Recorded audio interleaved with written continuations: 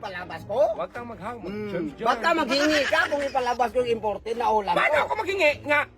Kasarap mo yan sa akin. Masarap nga. Ha? Mas masarap to sa akin. Oh, yan. Sausage. Madaw? Sausage yan, tira ko yan kahapon. Oh, yan. Sausage nga, imported, galing ibang bansa. Yan nga ang sinabi ko sa'yo. Natikman ko na yan kahapon. Masarap na yun nga. masarap talaga. Magtikim daw. Hindi Masarap nga, pa. hindi pwede.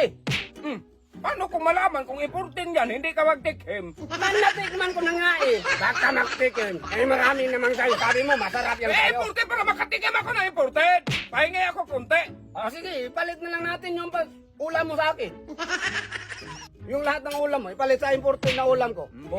O sige, akin yun. O. Ha, yun. Yung pati yan. O, sa akin nga lahat eh.